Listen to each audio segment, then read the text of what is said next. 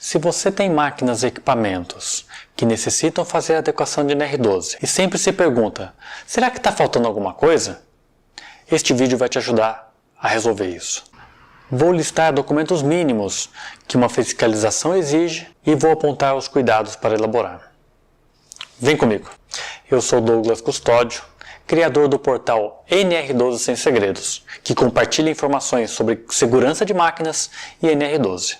Eu acredito que compartilhando essas informações, nós teremos máquinas mais seguras e um ambiente mais humano no ambiente industrial. Vamos começar pelo primeiro, inventário de máquinas. Este documento deverá conter todas as máquinas que existem na planta fabril.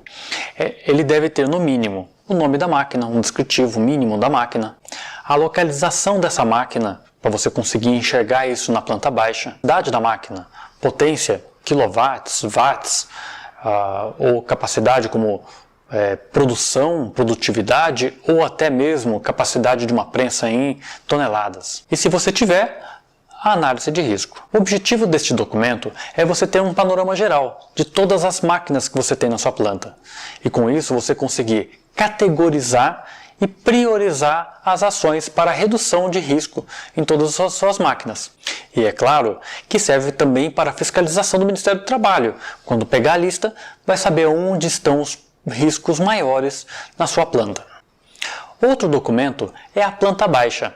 A planta baixa é um mapa que deve conter a posição das máquinas na sua linha de produção.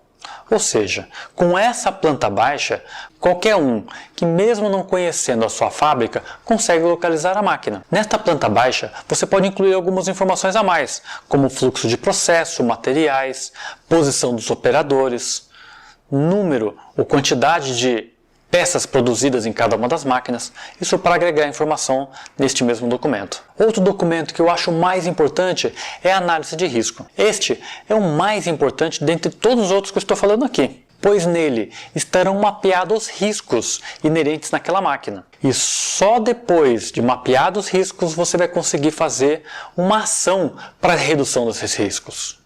A análise de risco é uma exigência da NR12. Mas neste documento não te dará o que está ou não atendendo a NR12. Para esta função, você vai precisar elaborar o diagnóstico, que eu falarei em seguida. Para a elaboração da análise de risco, é necessário você utilizar duas normas.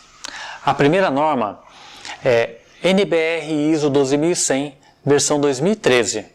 É uma norma da ABNT que rege segurança de máquinas, princípios básicos de projeto, apreciação e redução de riscos. E o segundo documento é a ISO TR 14121-2 de 2012.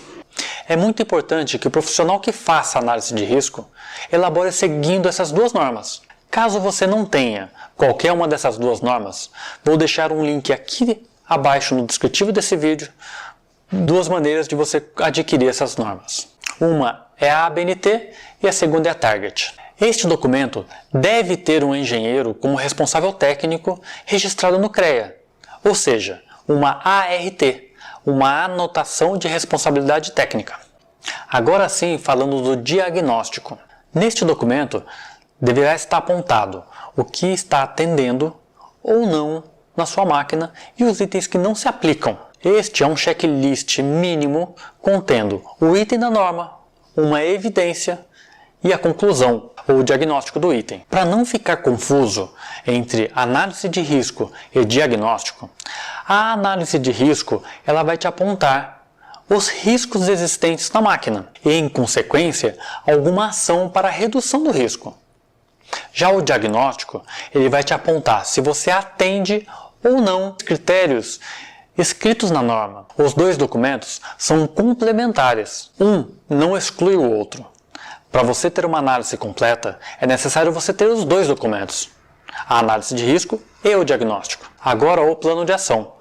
Plano de ação não é um documento exigido pela NR12, mas no meu ponto de vista é indispensável para você conseguir fazer qualquer trabalho de execução, de adequação de NR12 ou redução de risco. Os itens do plano de ação podem ter origem da análise de risco ou do diagnóstico. E ele deve ter no mínimo o quê? O que é que deve ser feito? Como? Como fazer? Quem? quem executará este item, ou quem são as pessoas, ou equipe, ou time, ou até uma empresa terceira. Quando? Quando será feito e concluído este item? E quanto? Quanto de recurso financeiro ou humano que será utilizado para a execução deste item? Agora o documento que todas as máquinas, teoricamente, já deveriam ter: manual de operação e manutenção. Este documento geralmente acompanha a aquisição da máquina. E segundo o Código do Consumidor, estes manuais devem estar em português. Mas você me pergunta, espera um pouquinho, mas não é a NR12 que exige que os manuais sejam em português? Sim, também. O Código Brasileiro já exigia muito tempo antes. Estes manuais são base para o operador manusear e a equipe de manutenção executar a manutenção da máquina de forma segura. Por isso, é muito importante tê-los. Se você tem outros documentos que você utiliza, ou já utilizou, compartilhe nos comentários abaixo. Até mais!